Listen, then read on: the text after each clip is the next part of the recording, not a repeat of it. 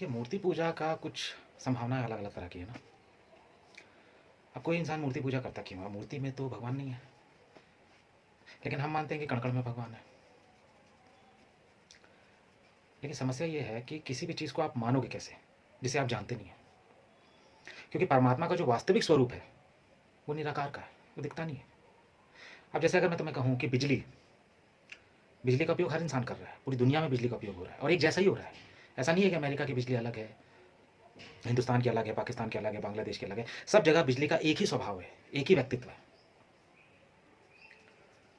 लेकिन वो बिजली दिखती नहीं है। लेकिन वो बिजली दिखती तो नहीं है, लेकिन अपने आप को मैनिफेस्ट जरूर कर सकती है। क्योंकि जब वो बिजली पंखे में जाती है तो पंखा चलने लगता है, टीवी में जाती है तो टीवी के चलचित्र चलने लगते हैं।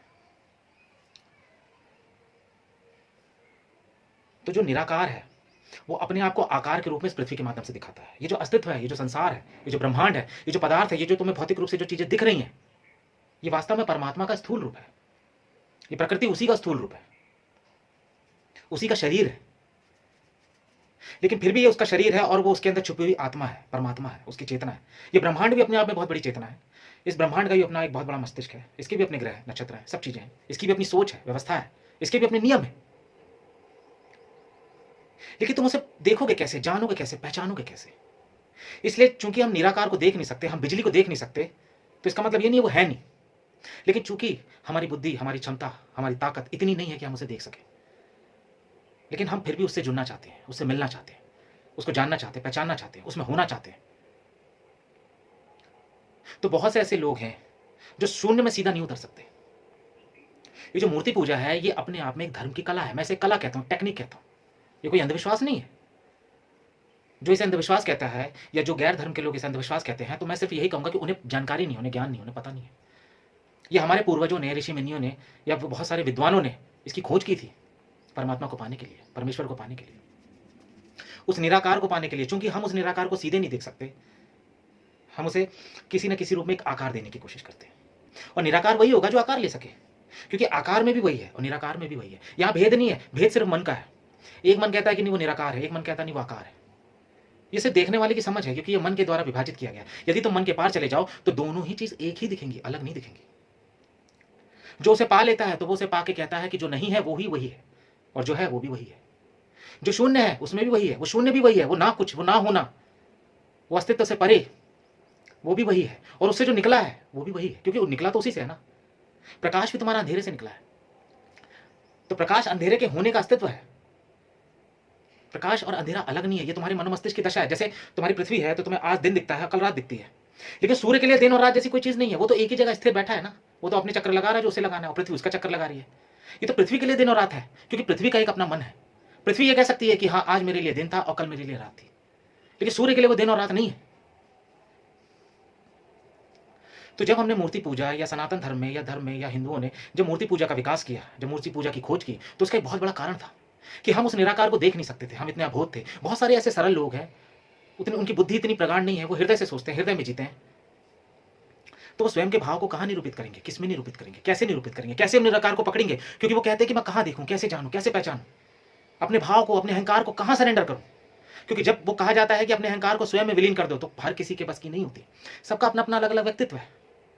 कोई इंसान संदेह में ज्यादा जीता है, तर्कशील ज्यादा होता है, बुद्धिमत्ता में ज्यादा जीता है, ज्ञान में ज्यादा जीता है, जो तर्कों से सब चीजों को खोदता है, तोड़ता है, और अंत में पाता है कि कुछ नहीं है, वो भी वहां शून्य में पहुंचता है। और एक वो है जो कहता है ठीक है सब कुछ वही है, वो सब कुछ उसी को मान लेता है, अपने भाव को भी मान लेता है, अपने आप को भी मान लेता है और सरेंडर कर देता है। लेकिन वो सरेंडर करे तो करे कहां?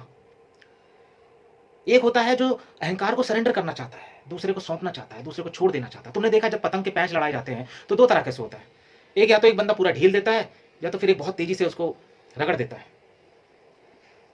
दोनों ही अवस्थाएं अपनी अपनी जगह सही है, गलत नहीं है। तो मूर्ति का मतलब होता है सरेंडर करना। आप किसी के आगे सरेंडर करना चाहते हैं। सवाल ये नहीं है कि आप किसके आगे सरेंडर कर रहे हो, सवाल है आपको सरेंडर करना है, आपको समर्पण करना है। समर्पण किसका करना है? अपने मन का, अपने भाव का, अपने अहंकार का, अपने आप का, स्वयं का समर्पण। अब आपने बोल दिया, आपने आपने अपने आप को पूरी तरह से निछावर कर दिया। आपने बोला अब जो तू देख, जो तेरी रजा, जो तेरी मर्जी, जो तेरी इच्छा। कुछ लोग अज्ञात में नहीं कर पाते सरेंडर, उन्हें महसूस ही नहीं होता। जब मैं किसी से कहता हूं ध्यान करो तो वो कंफ्यूज आते, बोलते ध्यान किसका ध्यान? अब वो किसका वर्ड आ जाता है ध्यान, और ध्यान का मतलब ही है किसी का नहीं, क्योंकि जो है उसे हटाना है, उसी का नाम तो ध्यान है। पूर्णतः निर्विचार हो जाना, पूर्णतः खाली हो जाना, पूर्णतः शून्य हो जाना, पूर्णतः अपने आप को इस अस्तित्व के हवाले कर देना, छोड़ देना, पूरी तरह से मुक्त हो जाना, वही तो ध्यान है। एक भक्त क्या करता है, अपने आप को पूर्ण रूप से समर्पित कर देता है भगवान के आगे। जब कृष्ण ने पूरी गीता समझा दी, पूरा ज्ञान योग समझा दिया, कर्म योग समझा दिया, सारे योग समझा दिया, तंत्र मंत्र, जितनी तरह की कलाएं हैं, जितनी तरह की टेक्निक्स हैं, तीसरे नेत्र का ध्यान हो, चाहे मंत्रों की साधना हो या क्रिया योग है, जितने भी तरह की साधना है उन्होंने सब समझा दिया। और अंत में जब उन्होंने पाया कि अर्जुन अभी भी किसी ना किसी कश्मकश में है, अभी भी उसका अहंकार वहीं का वहीं खड़ा है, अभी भी वो उससे निकल नहीं पा रहा है, समझ नहीं पा रहा है, देख नहीं पा रहा है, तो अंत में उन्होंने ये सोचा कि एक काम कर अर्जुन, तू सब चीजें छोड़ दे, छोड़ ही दे सब चीज। ये एक भोले व्यक्ति के लिए है, जो मानसिक रूप से बहुत ज्यादा सदृढ़ नहीं है उसके लिए है, जो बहुत ज्यादा बुद्धिवादी नहीं है, तर्कवादी नहीं है, जिसके अंदर बहुत ज्यादा प्रगाढ़ बुद्धि नहीं है, ये उनके लिए है कि तू मुझ में सब समर्पित कर दे। एक काम कर, सब मुझ पे छोड़ दे, एक काम कर, सब पर भगवान पे छोड़ दे, अल्लाह पे छोड़ दे, मालिक पे छोड़ दे, परमात्मा पे छोड़ दे, गॉड पे छोड़ दे, ईश्वर पे छोड़ दे। तो क्या छोड़ दे? खुद के मन को छोड़ दे, खुद के अहंकार को छोड़ दे, खुद की अच्छाई को भी छोड़ दे, बुराई को भी छोड़ दे, सुख को भी छोड़ दे, दुख को भी छोड़ दे, हर तरह से मुझ में समर्पित कर दे। तुमने देखा है जब तुम मंदिर में जाते हो, माथा टेकते हो, माथा टेकने का मतलब क्या? अपने आप को समर्पित करना। तुम नरियल तोड़ के चढ़ाते हो, नरियल क्या? तुम्हारी खोपड़ी तो है, तुम्हें अपनी खोपड़ी चढ़ाना है, अपने मन को चढ़ाना है, अपनी बुद्धि को चढ़ाना है, अपने अहंकार को, अपने तर्क को, जितना भी कुछ है तुम्हारे पास चढ़ा दो उसे। अगर तुम खुद में मिटा नहीं सकते तो चढ़ा दो, समर्पित कर दो। तो एक मूर्ति के आगे जब एक भक्त या एक पुजारी जब एक मूर्ति के आगे अपने पूरे अहंकार को, अपने पूरे मन को, अपने विचारों को, अपनी अवस्थाओं को, अपने सुख दुख तकलीफें आराम, हर चीज को जब पूर्ण रूप से समर्पित कर देता है तो उसी को हम कहते हैं भक्त। भक्त का मतलब क्या है? जिसने अपने पूरे अहंकार को किसी मूर्ति के आगे या किसी के आगे समर्पित कर दिया। हो सकता है वो मूर्ति हो सकता है वो कोई गुरु हो सकता है वो कोई इंसान हो सकता है एक औरत जब अपने पति को प्रेम करती है तो वो भी कहीं ना कहीं अपने आप को समर्पित कर देती है। एक प्रेमी जब अपनी प्रेमिका से पूर्ण रूप से प्रेम करता है तो वो भी कहीं ना कहीं अपने अहंकार को समर्पित कर देता है उसके आगे। तो सवाल ये नहीं है कि आप किसके आगे समर्पण कर रहे हो, सवाल ये है कि आपका समर्पण कैसे हो रहा है, आप समर्पण पूर्ण कर रहे हो। और एक बड़ी विशेष घटना घटती है, क्योंकि हर प्रकृति के हर कण में हर चीज, जो ये पूरी पृथ्वी है, ये पूरी जो पृथ्वी है, या जो ये पूरा ब्रह्मांड है, ये पूरा ब्रह्मांड किससे बना है? ऊर्जा से बना है, तरंगों से बना है, नाद से बना है। तो इस दुनिया में ऐसी कोई भी पदार्थ या वस्तु नहीं है जिसमें वो ऊर्जा ना हो, वो चेतना ना हो, वो परमात्मा उसमें ना हो। उस चेतना में ऐसी कोई चेतना नहीं है जिस चेतना में चैतन्यता ना हो। फर्क सिर्फ इतना है कि तुम्हें जो शरीर मिला है वो चैतन्यता के लिए मिला है, इसमें पूरी संभावना है चैतन्य होने की, बाकी शरीर में उतनी संभावना नहीं है चैतन्य होने की, लेकिन चेतना सब में व्याप्त है, ऊर्जा सब में व्याप्त है। तुम्हारे इलेक्ट्रॉन, न्यूट्रॉन, प्रोटॉन, तुम्हारे गॉड पार्टिकल्स, तुम्हारी ऊर्जा, तुम्हारी तरंगे, तुम्हारे विद्युत का प्रभाव, फोटोन, कुछ भी कह लो, वो सारा का सारा उसमें कहीं ना कहीं निरूपित है। किसी भी पदार्थ को अंत में तोड़ते अंत में तुम पाओगे कि वो सिर्फ एक ऊर्जा का पिंड रह गया, और वो भी एक ऐसी ऊर्जा, ऐसी इलेक्ट्रिसिटी, ऐसी विद्युत जो चमक भी रही है और बंद भी हो रही है। वो थोड़ी देर लुप्त होगी और बंद हो जाएगी, बिल्कुल ठीक क्वांटम लीप की तरह। तुमने जुगनू देखा है? जुगनू क्या होता है? रात में जलता है, बुझता है, जलता है, बुझता है। एक समय वो ना होता है, फिर होता है, फिर ना होता है, फिर होता है। जब तुम शून्य में पहुंच जाते हो तब तुम ना हो जाते हो, और उस ना में ही होने की संभावना पूरी बनी होती है। उस ना से ही हाँ निकली है। उस डीप अंधकार से वो जो तुम्हारा अस्तित्व है, वो जो तुम्हारा शून्य है, वो जो तुम्हारा ना होना है, वो पहले भी था, वो बाद में भी है, और वो आगे भी रहेगा। स्थूल बॉडी तो आती है जाती है, आती है जाती है, लेकिन वो जो ना होना है, वो जो शून्य है, वो कभी नहीं मिटता, क्योंकि वो नहीं है। और जो उससे हुआ है वो भी नहीं ही है। इसलिए तो इस संसार को माया कहा जाता है। माया का मतलब क्या है? जो दिखता तो है कि है, लेकिन वास्तव में जब खोदने जाओगे तो दिखेगा नहीं। तुमने प्याज को देखा है? प्याज को छीलते जाओ, छीलते जाओ, छीलते जाओ, तो क्या होगा? अंत में गायब, पूरी खाली हो जाएगी। दिखने के लिए वो लग रही थी कि वो है, लेकिन वास्तव में वो है नहीं। तो तुम्हारा होना जो है वो सिर्फ एक भ्रम है, वास्तविकता में एक तरह का भ्रम है कि जो दिख तो रहा है कि हाँ है, लेकिन वो वास्तव में है नहीं। तो जब तुम किसी मूर्ति की पूजा करते हो तो मूर्ति के आगे तुम्हारा अहंकार या तुम्हारा मन, तुम्हारे भाव शरीर या जितनी भी तुम्हारी व्याधियां, उनको समर्पित करना आसान हो जाता है उस मूर्ति के आगे। और ये मत समझना कि फिर वो एक मूर्ति रह जाती है। जब एक सच्चा पुजारी उसकी पूजा करता है, उसकी आराधना करता है, उसको पूर्ण रूप से अपना अहोभाव पूर्ण रूप से समर्पित कर देता है, तो वो मूर्ति भी जाग जाती है। इस बात को समझ लेना। उस मूर्ति में भी प्राण आ जाते। क्यों? क्योंकि वो अपने अहंकार को जैसे जैसे उसमें निरूपित करता है, अपनी ऊर्जा को, अपनी चेतना को, अपने विचार को पूर्ण रूप से, जब पूर्ण रूप से उस मूर्ति के आगे, उस परमात्मा के आगे जब पूर्ण रूप से समर्पित कर देता है, तो अपना सारा कुछ वो उस मूर्ति को दे चुका होता है। और उस मूर्ति में अपनी ही जान द्वारा उस मूर्ति के अंदर भी जाना चाहती है। और एक समय आता है जब वो पूर्ण रूप से अपनी सारी जो क्षमता है, सारे विचार, सारे दुख तकलीफ, अच्छा बुरा, सब कुछ, जब एक समय आता है जब वो पूर्ण रूप से उस मूर्ति को समर्पित कर देता है, वो खाली हो जाता है। और जब वो खाली हो जाता है तो वो खुद भी गायब हो जाता है। ये बड़े मजे की बात है। जिस दिन तुम्हारा अहंकार खत्म हो जाएगा तो तुम्हें पता चलेगा तुम हो ही नहीं। तुम सिर्फ जानने वाले रह जाओगे और कुछ नहीं रह जाओगे। सिर्फ बचेगा तुम्हारा साक्षित्व। और जब तुम ही नहीं बचोगे तो मूर्ति भी नहीं बचेगी। और बचेगा कौन? पहले तुमने मूर्ति को इसलिए बनाया क्योंकि तुम थे। अब तुमने अपने आप को पूर्ण रूप से मूर्ति में समर्पित कर दिया, अब तुम नहीं हो। अब जब तुम नहीं हो तो फिर मूर्ति भी नहीं है, और जब दोनों नहीं है तो वहां पे जो बसता है वही है परमात्मा, वही है साक्षी, वही है परम तत्व, वही है चेतना, वही है चैतन्यता, जानना, जो सिर्फ जान रहा है, बस वही बसता है। तो मूर्ति एक बहुत बड़ा सहारा बन सकती है, मूर्ति अपने आप में जागृत हो सकती है। अगर तुम कहोगे नहीं मूर्ति सिर्फ हिंदू इस्तेमाल करते, तो ऐसा नहीं है। चाहे गुरुद्वारे जाओ, और चाहे ये मौलवियों के पास जाओ, चाहे तुम मजार में जाओ, चाहे मुसलमानों के उसमें जाओ, दरगाह वगैरह में, तो वहां क्या है, वो कहते हैं कि निराकार ही परमात्मा है। अगर वो कहते हैं कि निराकार ही परमात्मा है, तो फिर मजार क्यों बनाई है? मजार भी तो वही है। तुमने कहीं ना कहीं से उस निराकार को आकार तो दे दिया, और उस निराकार को आकार क्यों नहीं दे सकते? ये पूरी पृथ्वी ही उसका आकार है, उसका होना है। एक फूल खिलता है, सुगंधित होता है, पूरी सब तरफ उसकी त्वरा छा जाती है, सुंदरता छा जाती है, उसकी अवस्थाएं छा जाती है, ये उसका होना ही तो है, वही तो निकल रहा है। तुम जब ट्यूबलाइट जलाते हो, ट्यूबलाइट में पूरी रोशनी आ जाती है, तो वो रोशनी में कौन चमक रहा है? वही वही ऊर्जा तो चमक रही है, वही इलेक्ट्रिसिटी तो चमक रही है, लेकिन वो तुम्हें दिखती नहीं है। तुमने देखा सड़क के ऊपर खंभों के पास इतनी सारी तारें लगी रहती हैं, जिसमें हजार हजार वोल्ट का बहुत हैवी हैवी करंट दौड़ता है, लेकिन क्या वो करंट दिखता है? इस पूरे ब्रह्मांड में वो असीम ऊर्जा दौड़ रही है, प्रभावित हो रही है, सब में अपने आप को मैनिफेस्ट कर रही है, अपने आप को दिखा रही है। मैं तुमसे बोल रहा हूँ, मेरे अंदर से मैनिफेस्ट कर रही है, तुम मुझे सुन रहे हो, तुम्हारे अंदर से मैनिफेस्ट कर रही है, वो हर तरफ से मैनिफेस्ट कर रही है। वो अपना होना ही तो दर्शा रही है, और उसका होना भी अपने आप में भ्रम है, क्योंकि वो ना होना से निकला है ना। इसीलिए शिव अजन्मा है, शिव का जन्म नहीं हुआ। जब तुम कहते हो कि नहीं परमात्मा का जन्म हुआ या नहीं हुआ, इसी गुत्थी में ही तो आदमी परेशान हो जाता है। उस परमात्मा में क्या ताकत होगी, उस निराकार में क्या ताकत होगी जो आकार ना ले सके? तुम खुद उसका सबूत हो, तुम्हारा होना उस बात का सबूत है कि तुम उसके आकार में बैठे हो, उसी के अंदर, उसी की पगध्वनि तुम्हारे अंदर चल रही है, उसी की ऊर्जा तुम्हारे अंदर चल रही है, वही सांस ले रहा है, वही गति कर रहा है। उसी ने तुम्हें कहा है कि आनंद लो, मस्ती लो, खुश रहो, मस्ती करो, खेल करो, जीवन में कुछ रखा नहीं है, उसी ने तुम्हारी सांसें भी तय कर रखी है।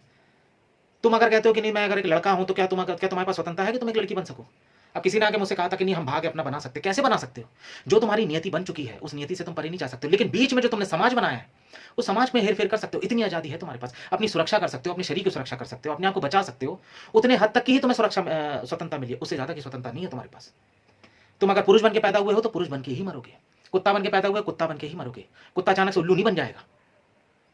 तुम्हारी मृत्यु तय है, जिस दिन तुम्हारा जन्म हुआ उसी दिन तुम्हारी मृत्यु भी तय हो गई, तो तुम मरोगे, 100% मरोगे। तो ये क्या है? यही तो भाग्य है। भाग्य का मतलब क्या है? जो नियति ने पहले से ही बना के दे दिया। अब तुम भाग्य जिसको कहते हो, वो तुम सामाजिक व्यवस्थाओं को बदलने का नाम भाग्य कहते हो। तुम कहते हो मेरी शादी हो जाए, वो लड़की मुझे मिल जाए, मेरे घर में बहू आ जाए, मेरे बेटे की शादी हो जाए, नौकरी लग जाए, मेरी लड़की की शादी हो जाए, उसको अच्छा पति मिल जाए, उसका पति उसका ठिकाने में नहीं है, उसकी पत्नी उसके ठिकाने में नहीं है, ये सब सामाजिक। मुझे धन मिल जाए, पैसा मिल जाए, गाड़ी मिल जाए, घोड़ा मिल जाए, बहुत अच्छी नौकरी मिल जाए, आईएएस बन जाओ, आईपीएस बन जाऊं, नेता बन जाऊं, प्रधानमंत्री बन जाऊं। लेकिन ये तुम्हारी सामाजिक इच्छा है, ये समाज से निकली है। समाज किसने बनाया? तुमने बनाया। परमात्मा ने धन वन ये सब नहीं बनाया। परमात्मा ने तो तुम्हारा समाज भी नहीं बनाया। और तुम क्या करते हो? परमात्मा से मांग करते हो कि नहीं आओ तुम हमारे समाज में दखलंदाजी करो, मुझे वो छीन के दो। अब प्रधानमंत्री तो हर कोई बनना चाहता, तो कैसा बन जाएंगे? पोस्ट ही एक है। तो ये व्यवस्था किसकी है? तुम्हारे समाज की है, तुम्हारी व्यवस्था है, परमात्मा की नहीं है। परमात्मा ने तो अगर सूरज बनाया तो उसने इस तरीके से बनाया कि पूरी पृथ्वीवासी को उसकी सूरज की ताजगी मिलेगी। तुम्हारे घर पे भी मिलेगी, बाहर भी मिलेगी, जहां पे भी जाओगे वहां मिलेगी। सूरज कहीं छुपेगा नहीं, दिखेगा, हर जगह दिखेगा, जैसी जैसी उसकी अवस्थाएं बनी हुई है। किसी के साथ भेदभाव नहीं किया, हवा के साथ भेदभाव नहीं किया। ऐसा नहीं है कि रशिया वालों को हवा मिलेगी तुम्हें हवा नहीं मिलेगी, अमेरिका वालों को नहीं मिलेगी तुम्हें मिलेगी। हवा, पानी, जल, अग्नि, हर चीज की स्वतंत्रता परमात्मा ने सबको दी है। सबको हाथ पैर दिया, आंखें दी, सोचने की क्षमता दी, आत्मा दी, प्रकाश दिया, सब कुछ दिया। उसने अपनी तरफ से कोई चीज नहीं की, लेकिन उसका इस्तेमाल तुमने क्या किया? खुद को जानने की बजाय, खुद का आत्मज्ञान प्राप्त करने की बजाय तुमने क्या किया? उससे समाज की रचना कर दिया और अपनी भोग वासनाओं को उस समाज के सहारे से पूर्ति करने में लग गए। अब उसमें तुम चाहते हो कि परमात्मा दखलंदाजी करे। तुम्हारा लड़का वो सुधर नहीं रहा है, वो रात दिन शराब पी रहा है, दारू पी रहा है, लड़ाई झगड़ा मारपीट सब कुछ कर रहा है। तुम परमात्मा से बोलने से सुधार दो। उस लड़के की अपनी इंडिविजुअल लाइफ है, तुम्हारी अपनी इंडिविजुअल लाइफ है। तुम जिसके लिए तरस रहे हो, तुम जिसको मांग रहे हो, वो किसी और को मांग रहा है। तुम अपने लॉ ऑफ अट्रैक्शन लगा रहे हो। तुम लॉ ऑफ अट्रैक्शन किस में लगाते हो? कभी सोचा है? सिर्फ अपनी सामाजिक चीजों में। ये पर्स मुझे मिल जाए, ये गाड़ी मुझे मिल जाए, ये बंगला मुझे मिल जाए, मैं विजुअलाइजेशन करूंगा या करूंगी कि किसी तरह से ये चीजें मुझे मिल जाए। देर सवेर तो ब्रह्मांड तुम्हें दे भी देता है। अगर तुम किसी चीज के पीछे पड़ ही जाते हो, दिल से लग जाते हो, तुम्हारी संकल्प शक्ति उसमें लग जाती है, तो इस जन्म में नहीं मिलेगा, अगले में मिलेगा। उसके लिए वापस आओगे, उसको भोगने के लिए वापस आओगे। जब तक कंप्लीट नहीं होगा तो वापस आओगे। और ये पृथ्वी तो अनंत है, इस पृथ्वी की भी अपनी इच्छा है, और यही तो जाल है। तो जो मूर्ति की पूजा है वो अंधविश्वास नहीं है, वो गलत नहीं है। लेकिन कई बार क्या होता है कि हर इंसान स्वयं में उसे नहीं खोज पाता, उस निराकार में उसे खोज नहीं पाता, उस अनदेखे को, उस अज्ञात को वैसे नहीं समझ पाता, तो वो उसका एक रूप धारण करवा देता है। अब तुमने देखा है जैसे तुम्हारी नदियां हैं, अब नदी है, नदी को तुमने एक स्वरूप दे दिया, एक माता के स्वरूप में उसका बना दिया, एक तस्वीर बना दी। नदी भी अपने आप में चेतना है, और जब उसका एक स्वरूप बना दोगे, तस्वीर बना दोगे या उसकी एक मूर्ति बना दोगे, तो वो चेतना उसमें भी आ जाएगी। क्यों नहीं आएगी? ये मत समझना कि नदी मरी हुई है, ये मत समझना अग्नि मरा हुआ है, सब में चेतना है। तुम अपनी चेतना से उसकी चेतना को उठा दो। तुम चाहो तो अपनी ही मूर्ति को, अपनी ही पूजा करने वाली मूर्ति को जगा सकते हो। रामकृष्ण ने जगाया था, स्वयं काली को जगा दिया था। अब वो वहां अगर बैठ के जीसस को भी जगाते तो वो भी जाग जाते, मोहम्मद को जगाते वो भी जाग जाते, वो जिसको जगाते जग जाते, क्योंकि सवाल था उनके खुद के समर्पण का, उनके खुद के डूबने का, उनके खुद के पूरी तरह से उसमें अच्छावित हो जाने का, अपनी पूरी त्वरा को लगा देने का। तो मूर्ति पूजा कोई खराब नहीं है, बेकार नहीं है, एक साधन, एक संसाधन, एक साइंटिफिक तरीका है उस परमात्मा को बुलाने का, पहचानने का, उसमें समर्पित करने का। थोड़ा आसान तरीका हो जाता है। मूर्ति दिखती है तो लगता है कि हाँ कोई बैठा है, कोई सुन रहा है, कोई समझ रहा है, कोई जान रहा है, कोई देख रहा है। मूर्ति भी हमने किसकी बनाई? अपने जैसी ही बनाई। क्यों? क्योंकि वो हमारे लिए ज्यादा ईजी था। हमने मूर्ति बनाई माता की। देखो हिंदुओं को देखो, हमारे जो सनातन है उनको देखो, क्या मतलब, क्या बुद्धि है, मैं कहता हूं क्या बुद्धिमत्ता है कि हमने प्रकृति को जोड़ दिया मां से। अब हमें तो भावना भी लानी है। अब एक मूर्ति में तो भावना आ नहीं रही थी, इतना आसान भी नहीं होता। किसी मूर्ति को कैसे मान ले ये भगवान है या इसमें सब कुछ है, उसमें कैसे जान डालें, कैसे अपने आप को उसमें समर्पित करें। हमने मूर्ति को बनाया मां के स्वरूप में। हमने दुर्गा बनाई, हमने काली जी बनाई, हमने मैहर बनाया, हमने वैष्णो देवी मां बनाई, हमने सबकी बनाई मूर्ति और सरेंडर भी कर दिया। लेकिन हमने उसे मां के तत्व में बनाया। मां का तत्व देखो अपने आप में कितना बड़ा, क्योंकि जैसे ही मां की बात आ जाती है, मां की भावना आ जाती है, मां का विचार आ जाता है, अपने आप समर्पण होने लगता है, अपने आप प्रेम जागने लगता है, अपने आप ये भाव आ जाता है कि मां का मतलब कौन? जो हमारे लिए हर तरह से उपलब्ध है, जो हमारे लिए सब कुछ कर सकती है। वो अच्छा बुरा नहीं देखती। तुमने अपनी मां को देखा है? या गणेश जी, जो पार्वती जी रही, उनकी स्टोरी तो तुमने हमेशा सुनी होगी। गणेश जी के मामले में तुमने एक चीज देखी, मां को मतलब नहीं होता नियम कायदे से, मां को मतलब नहीं होता सही गलत से। मां को सिर्फ मतलब होता है अपने बेटे से, अपने पुत्र से। उसका पुत्र अच्छा होना चाहिए, उसका पुत्र सजीव होना चाहिए, जीवित होना चाहिए। पार्वती जी ने ये सब नहीं देखा कि क्या नियम है, क्या नियम के विरुद्ध है। शिव जी ने पार्वती जी से कहा कि नहीं, वो नहीं, अब जो एक बार मर गया मर गया मर गया, अब कुछ नहीं हो सकता, ये है फलाना है, दुनियादारी सारी बातें उन्होंने कही कि ये पॉसिबल नहीं है कि उसे जिंदा किया जा सकता है। उन्होंने बोला हमें कोई मतलब नहीं, मुझे प्रकृति के नियम से मतलब नहीं। अगर प्रकृति के नियम नहीं है तो प्रकृति का विनाश हो जाए। ये होता है माँ का हृदय, माँ की ताकत, माँ की शक्ति। हमने उसी माँ को प्रोजेक्ट किया इस धरती माँ के द्वारा, भारत माँ के द्वारा, क्योंकि माँ में समर्पण होना बहुत बहुत आसान हो जाता है। माँ से वो भाव प्राप्त करना भी बहुत आसान हो जाता है, क्योंकि माँ सुन लेती है। अगर तुम गलत हो तो भी माँ साथ देती है, तुम सही हो तो भी माँ साथ देती है। माँ हर तरह से तुम्हारे लिए, एक बेटे के लिए पूर्ण रूप से समर्पित होती है। तो जब तुम किसी मूर्ति को माँ के स्वरूप में देखते हो या माँ के रूप में मानते हो, तो उस मूर्ति में, उस अवस्था में एक सजीवता आ जाती है, प्राण आ जाते हैं। क्योंकि वो भी तुमने जिस भाव के साथ, जिस रूप के साथ उसे भजा, उसे माना, वही रिफ्लेक्ट होकर तुम्हें वापस मिलेगा। और ये सवाल होता है कि किसने कितनी गहराई से माना, कितनी गहराई से जाना, कितनी गहराई से समर्पण किया। तुम थोथा समर्पण करोगे तो थोथा रिफ्लेक्शन मिलेगा, और बहुत सजीव समर्पण करोगे तो बहुत सजीव मिलेगा। सवाल है तुम्हारे समर्पण का। इसलिए कुछ लोग जाते हैं तो उन्हें कुछ मिल जाता है, इसलिए कुछ लोग जाते हैं तो उन्हें कुछ नहीं मिलता था। कोई कई दिनों तक जाते हैं नहीं मिलता, और कई एक बार बस जाते हैं और मिल जाता है। सवाल है तुम्हारे खाली होने का। अस्तित्व तो देने के लिए बैठा ही है, जरूरी नहीं है वो सिर्फ मूर्ति के माध्यम से बैठा हुआ है। वो 24 घंटे तुम्हें दे रहा है। क्या तुम खाली हो? क्या तुम अपने अहंकार से खाली हो? अपनी सोच, अपने विचारों से खाली हो? अपनी गंदगी से खाली हो? क्या तुम्हारा मनोभाव, मनोचरित्र खाली है? क्या तुम्हारा मन शरीर, जो भाव शरीर है, वो खाली है? वो भरेगा कैसे? तुम्हारा तो एक तरह का क्या है, एक मटका है, उस मटके में ऑलरेडी कचरा भरा हुआ है। अब वो चाहता है कि उसमें सोना भर जाए, तो कचरा तो निकालो पहले, तभी तो सोना भरेगा। लेकिन तुम्हारा मन खाली नहीं होता। तुम परमात्मा के सामने भी जाते हो, सरेंडर करते हो, हाथ जोड़ते हो, सब चीजें करते हो, लेकिन जाके उसे भी सिखाते हो, उसे भी बताते हो, नहीं भगवान ऐसे नहीं ऐसे कर देना, ऐसे नहीं ऐसे कर देना। अब एक इंसान जाता है, बोलता है भगवान मुझे खूब पैसा दे दो, खूब पैसा दे दो, खूब। अब भगवान को पता है अगर इसे खूब पैसा मिलेगा तो ये और बर्बाद हो जाएगा, ये और नशेड़ी हो जाएगा, और खराब हो जाएगा। इसके आगे चल के इसकी ऐसी संभावना हो सकती है बीमार पड़ जाए, और ज्यादा गंदी लतों में, और ज्यादा खाना पीना सब अपने आप को तबाह कर सकता है। तो भगवान उसको पैसा हो सकता है धन ना दे। एक माँ जाती है, बोलती है हे भगवान मुझे एक पुत्र दे दो, एक पुत्र दे दो, एक अच्छा सा पुत्र दे दो। अब भगवान जानता है इसको अगर पुत्र दूंगा तो वो एक नालायक निकलेगा, राक्षस निकलेगा, वो इसको बर्बाद कर देगा, इसकी जिंदगी खत्म हो जाएगी, वो एक नंबर का बेवड़ा होगा, चर्ची होगा। लेकिन तुम जिद मांग मांग के एक दिन जब परमात्मा तुम्हें दे देता है, तो तुम ही एक दिन जाते हो, बोलते हो भगवान काश तू ना दिया होता, ऐसी औलाद, ऐसी कपूत ना दिया होता। तो परमात्मा तुम्हें जो दे रहा है वो बहुत सोच समझ के दे रहा है, वो तुम्हारे लिए पर्याप्त है। तुम्हारे साथ कोई भेदभाव नहीं हुआ है, तुम्हें कुछ कम ज्यादा नहीं मिला है, सबको सब चीजें बराबर मिली हुई है। सवाल यह है कि तुम उसमें अपनी खुशी कितनी जोड़ते हो। अगर तुम अपने आप को दूसरों से कंपेयर करोगे, दूसरों की खुशी से, दूसरों के पदार्थ से या इन चीजों से कंपेयर करोगे, तो तुम्हें अपनी खुशी अपने आप छोटी नजर आएगी, जबकि वो तुम्हारे लिए नहीं है। हो सकता है उसकी भूख इतनी बड़ी है कि उसको चाहिए इतना। अब जो इंसान अगर छोटी से छोटी चीजों में संतुष्ट हो जाए, वो ज्यादा अच्छा है, या वो इंसान ज्यादा अच्छा है जो रात दिन मेहनत कर करके बहुत सारी संपत्ति, दुनियादारी, सब कुछ इकट्ठा करने के बाद जाके थोड़ी सी संतुष्टि पाता है। मेहनत कौन ज्यादा कर रहा है? परेशान कौन ज्यादा हो रहा है? 100 दिन मेहनत करोगे और एक दिन का मजा लोगे, या एक दिन मेहनत करोगे 100 दिन का मजा लोगे? तुम्ही ने अपनी वासना इतनी बढ़ा ली है, अपनी इच्छाएं इतनी बढ़ा ली, अपनी चाहत इतनी बढ़ा ली है। एक चाहत खत्म नहीं होती, दूसरी खत्म हो जाती, शुरू हो जाती है। अभी एक पूरी हुई नहीं है, दूसरी वापस से खड़ी हो जाती है। इसीलिए हिंदू धर्म ने परमात्मा को माँ का स्वरूप दिया। सारे देवी देवताओं ने भी मिलकर माँ की रचना की। शिव ने भी माँ को हाथ जोड़ा, ब्रह्मा ने भी हाथ जोड़ा, विष्णु ने भी हाथ जोड़ा, सबने, इंद्र ने भी हाथ जोड़ा, सबने हाथ जोड़ा माँ के आगे। क्यों? क्योंकि माँ से ज्यादा तुम्हारी भलाई कोई चाह ही नहीं सकता इस दुनिया में भाई। माँ से ज्यादा तुम्हें कोई प्रेम कर नहीं सकता। तुम उस माँ की औलाद हो, तुम इस अस्तित्व की औलाद हो। ये जो शरीर तुम्हें मिला है, ये भी तो इस अस्तित्व का है, इस ब्रह्मांड का है, उन ग्रहों का है, सूर्य का है।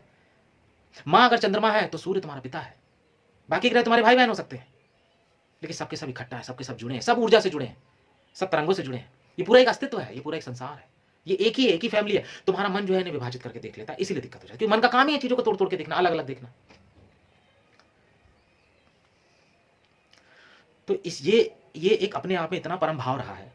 जब हमने मूर्ति में माँ का स्वरूप देखा, वो बहुत अद्भुत रहा, बहुत शक्तिशाली है, बहुत पावरफुल है, क्योंकि उसमें समर्पण करना आसान हो गया, उसमें भीगना आसान हो गया, उसमें होना आसान हो गया, उसके स्वरूप में जाना आसान हो गया, उसमें सरेंडर करना आसान हो गया। एक इंसान कहीं सरेंडर करे ना करे, पर माँ के आगे जल्दी कर लेता है। बाप के आगे भी नहीं कर सकता, पर माँ के आगे कर लेता है, क्योंकि वो किसी पे भरोसा करे ना करे, पर कोई भी माँ अपने पुत्र को धोखा नहीं देती। ये बात इंसान जानता है। अब आज के समय में कुछ जगह हो रहा है, थोड़ा गड़बड़ी पैदा हो गई है, वो एक अलग बात है, लेकिन मैं एक मातृत्व की बात कर रहा हूँ।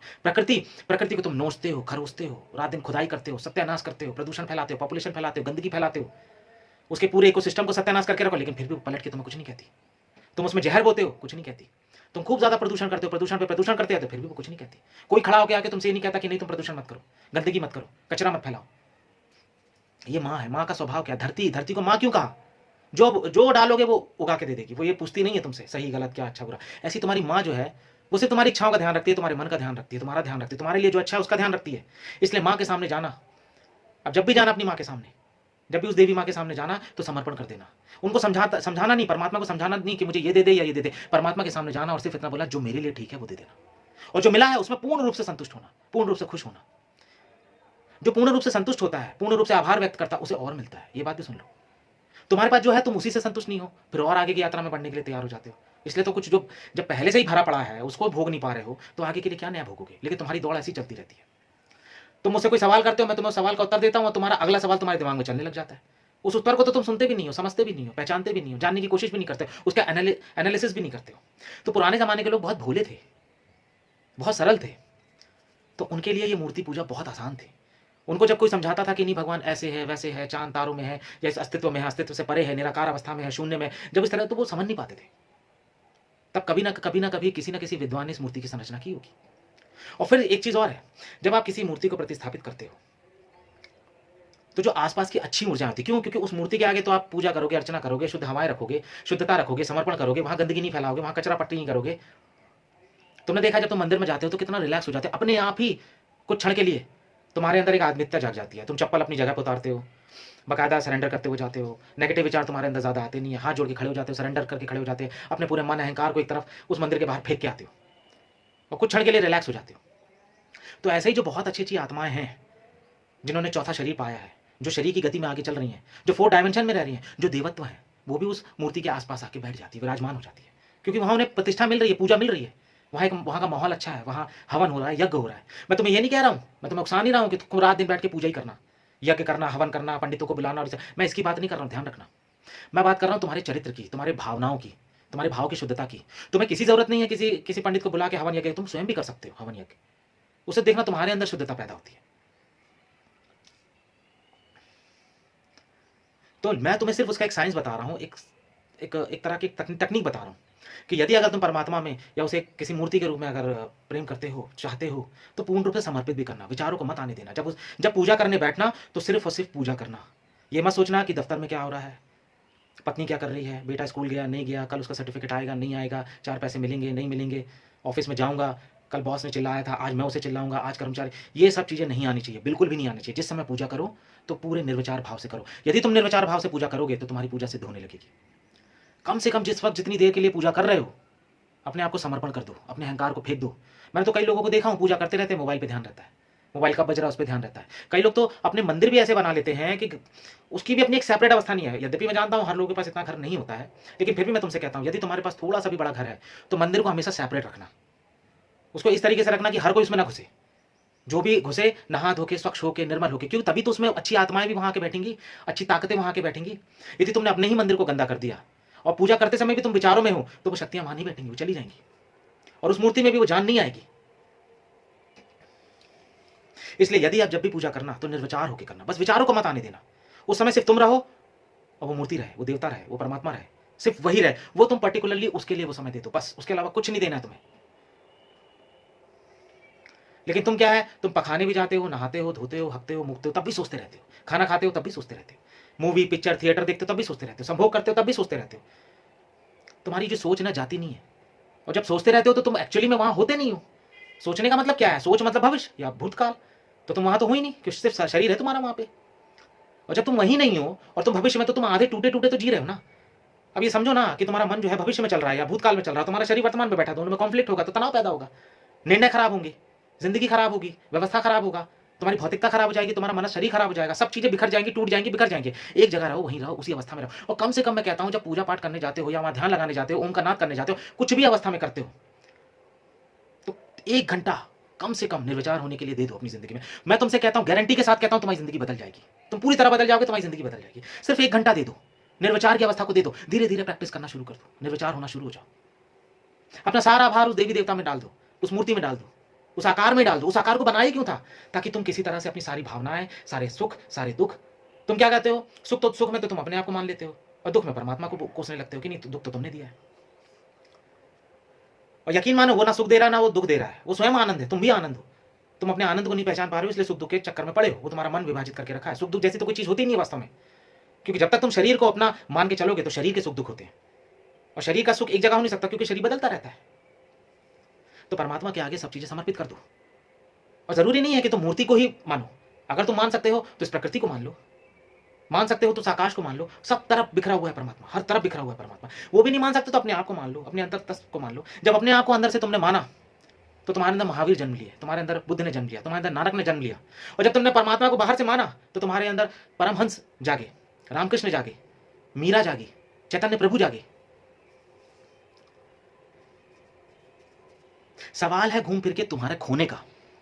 अब तुम या तो खुद अंदर जाके निर्विचार होकर खुद को खो दो, भूल जाओ, और उस चेतना को पालो। सवाल है खुद को मिटाने का। खुद को मिटाने का मतलब है मन को मिटाने का, विचारों को मिटाने का, और भाव शरीर को मिटाने का। इन्हीं को मिटाने का नाम है, अहंकार को मिटाने का नाम है। जैसे निर्विचार की अवस्था में आने लगते हो, अहंकार से टूटने लगते हो, गिरने लगते हो, नीचे आने लगते हो। अब सवाल यह है कि या तो तुम खुद में डूब के अपने आप को मिटा लो, या किसी और में डूब के अपने आप को मिटा लो। जब तुम खुद में डूब के अपने आप को मिटाओगे, तब भी तुम वहीं पहुंच जाओगे, और दूसरे में जाके खुद को अपने आप को मिटाओगे, तब भी तुम मिट जाओगे, क्योंकि दूसरा तो तुम्ही ने पैदा किया। जब तुम ही नहीं रहोगे तो दूसरा भी नहीं रहेगा, जो बचेगा वही परमात्मा है। सिर्फ देखने वाला ही बचा रह जाए, जानने वाला ही बचा रह जाए, विटनेसिंग रह जाए, अवेयरनेस रह जाए, साक्षित्व रह जाए, दृष्टा रह जाए, जो है बस वो रह जाए। इसलिए दोबारा यदि जो लोग पूजा पाठ करते हैं, या जो लोग मंत्र जाप करते हैं, या जो लोग मालाएं गुड़िया फेरते हैं, तो मैं उनसे कहता हूं, जब गुड़िया फेरना तो आसपास की चीजों से ध्यान हटा देना, विचारों से ध्यान हटा देना, क्योंकि तभी वो फलित होगी। नाम जाप करना, तो नाम जाप करते समय सिर्फ नाम पे ध्यान देना, उस जाप पे ध्यान देना, उस सजगता को रखना, सो मत जाना, भूल मत जाना, बिखर मत जाना। अब तुम राम राम राम राम कर रहे हो और तुम्हारा ध्यान चला गया ऑफिस में, तुम्हारा ध्यान चला गया अपने पुत्र में, तुम्हारा ध्यान चला गया अपने बचपन में, तुम्हें किसी ने गाली दी थी उस पर ध्यान चला गया, कौन सी प्रॉपर्टी ली, खरीदी, बेची, कम नफा नुकसान हुआ, तुम्हारा ध्यान उस पर चला गया, गुड़िया चल रही है राम राम की, कोई फायदा नहीं होगा। हर एक राम का जो एक एक वर्ड, कृष्ण का हर एक वर्ड, राधा का हर एक वर्ड, जब एक एक स्वर जब चलेगा और उसके साथ सजगता रखोगे, राधा राधा राधा राधा राधा राधा राधा राधा, और सजगता से उसे देखते रहोगे, समझते रहोगे, महसूस करते रहोगे, और उसके प्रति पूर्ण रूप से होश से भरे भरे रहोगे, तो वो सिद्ध हो जाएगा। जब ओम ओम ओम ओम राम राम राम राम राम राम राम कृष्ण कृष्ण जब करते रहोगे और सजगता पूरी रखोगे, खोगे नहीं। खोते कब हो, जब विचारों में चले जाते हो, सपने में चले जाते हो, कल्पनाओं में चले जाते हो, जब किसी ऐसी अवस्थाओं में चले जाते हो, जब तुम वर्तमान में नहीं रहते हो, तब तुम खो जाते हो। और जो इंसान वर्तमान में नहीं रहेगा तो वो भविष्य में खो जाएगा या भूतकाल में खो जाएगा, लेकिन शरीर तो इधर रहेगा ना, तो कॉन्फ्लिक्ट पैदा होगा, तनाव पैदा होगा, विकृति पैदा होगी। तुम कभी भी यहां और इसी अवस्था में जीते नहीं हो, और परमात्मा यहीं और इसी अवस्था में, प्रकृति यहीं और इसी अवस्था में हो, तुम, तुम्हारी चेतना यहीं और इसी अवस्था में, लेकिन तुम्हारा मन नहीं है इसी अवस्था में। इसलिए जब तुम मंदिर में जाते हो और वहां पूजा करते हो, या तुम बैठे रहते हो, गुड़िया माला करते रहते हो, कुछ भी करते रहते हो, तुम्हारा ध्यान 10 बार भटकता रहता है, और फिर तुम अंत में भगवान के आगे हाथ जोड़ लेते हो, बोलते हो, हे भगवान, जो भूल चूक हो माफ कर देना, क्षमा कर देना। तुमने तो, ये तो वही बात हो गई ना कि तुम एग्जाम देने गए और तुमसे कुछ बना नहीं, तुमने अच्छे से पढ़ाई नहीं की, तुमने सब गड़बड़ गड़बड़ लिख के आ गए, और उसका तुमने नीचे जो चेक करने वाला होता है टीचर, उसके लिए लिख दिया कि अरे इस बार मुझसे गलती होगी, आप नंबर दे देना, बस इस बार माफ कर देना। ऐसा नहीं होता।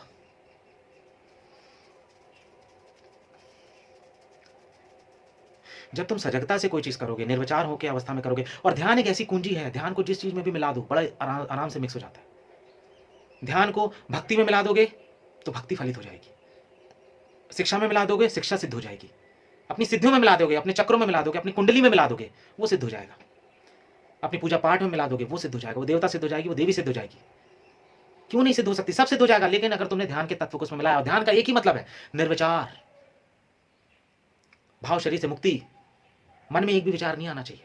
इसलिए इसकी प्रैक्टिस करो, ये एक दिन में नहीं हो जाएगा, हजारों लाखों साल से तुमने आदत डाल रखी है अपने अवचेतन मन की सुनने की, अपने विचारों को सुनने की, बचपन से तुमने विचारों को ही तो चलाया है। अभी मैं तुम्हें 1 मिनट के लिए कह दूं कि एक बार ध्यान की अवस्था में बैठ जाओ, और मैं तुमसे यदि सिर्फ इतना कह दूं कि कुछ सोचना नहीं, बस बैठे रहो, तुम नहीं कर पाओगे। 1 मिनट की बात, अरे मैं कहता हूं 1 मिनट नहीं, 10 सेकंड के लिए बिना कुछ सोचे रह के दिखा दो, नहीं रह पाओगे।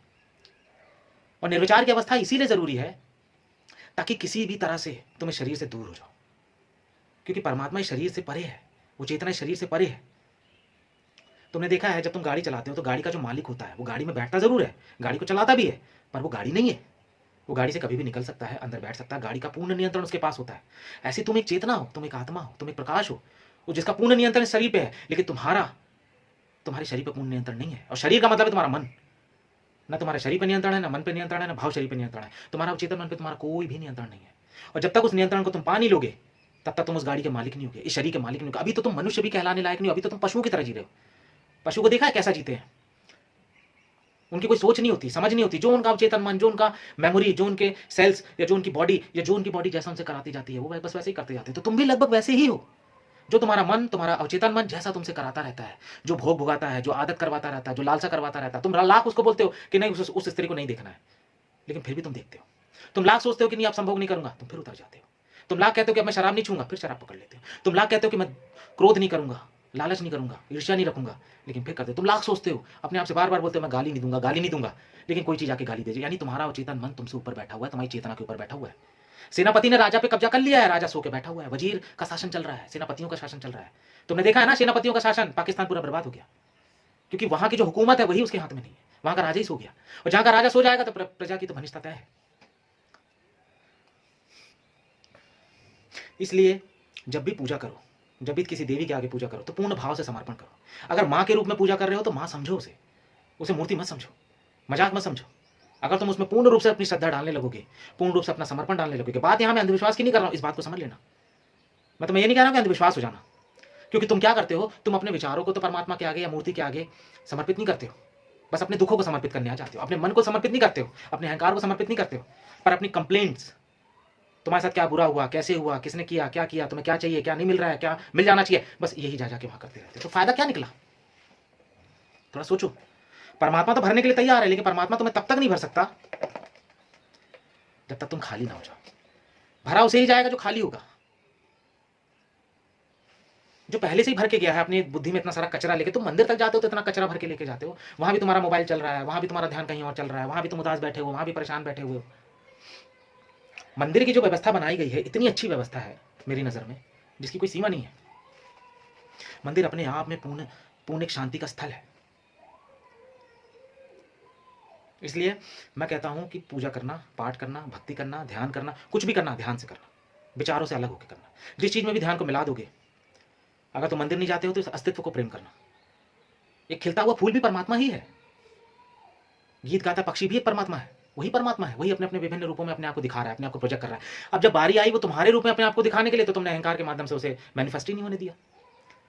तुम्हारा जन्म हुआ ही क्यों है? ताकि तुम खुद को जान सको। खुद को जानने का मतलब अस्तित्व तुम्हारे माध्यम से वो खुद को जानना चाहता है, और अस्तित्व जब तक खुद को जान नहीं लेगा तब तक तुम्हारी यात्रा चलती रहेगी। तो स्वयं को जानने के लिए ही पैदा हुआ, यही तुम्हारी नियति है, यही तुम्हारा भाग्य है। तुम्हें शरीर की सुरक्षा करने के लिए आजादी मिली है, उससे ज्यादा आजादी नहीं है तुम्हारे पास, है ही नहीं। वरना तुम अभी बन जाओ, औरत बन जाओ, नहीं बन सकते। तुम अभी कह लो नहीं मैं सांस नहीं लूंगा, लेकिन जी के दिखाऊंगा, जी के दिखा दो। तुम अभी कह लो नहीं मैं बचपन से बड़ा नहीं होऊंगा, करके दिखा दो। कुछ भी नहीं है तुम्हारे हाथ में। एक बीज की थोड़ी सी स्वतंत्रता मिली है ताकि तुम स्वयं की रक्षा कर सको, सुरक्षा कर सको, अपने शरीर को बचा सको। इतनी आजादी जो है जानवरों को भी मिली हुई है कि वो भी अपने आप को अपनी सुरक्षा कर सके। अगर शेर एक हिरन के पीछे भागता है तो हिरन भी अपने आप को बचाने के लिए भाग सकता है, इतनी उसमें चेतना है। लेकिन तुम्हारे अंदर तो बहुत बड़ी चेतना है, क्योंकि परमात्मा को अब तुम्हारे अंदर से ही खुद को जानने की व्यवस्था बननी है। उसने ऐसा शरीर का निर्माण किया, और जाने अनजाने शरीर का निर्माण तुम ही ने किया है। 84 लाख योनियां जो तुम पार करके आए हो, वो धीरे धीरे जो तुमने अपनी मेमोरी बढ़ाते बढ़ाते तुम इस अवस्था तक आए हो, तो वो क्या है? वो शरीर का विकास ही तो है। अब फाइनली तुमने शरीर का विकास कर लिया है, खुद को जानने की क्षमता भी पा ली है, लेकिन जान नहीं रहे, वहां रोक दिए। अब फूल पूरी तरह खिल नहीं रहा है, तुम्हारे सहस्त्रार का फूल पूरी तरह खिल नहीं रहा है। तुम्हारी कुंडली सिर्फ मूलाधार में बैठी है, वहीं भोग में बैठी हुई है। बस खा ही रहे हो, पी रहे हो, खा रहे हो, पी रहे हो, खा रहे हो, बस यही कर रहे हो, जमा कर रहे हो, इकट्ठा कर रहे हो। जर जोरू जमीन, तुम्हारा मूलाधार बस इसी में ही सिमट गया, उसके ऊपर नहीं जा पा रहा।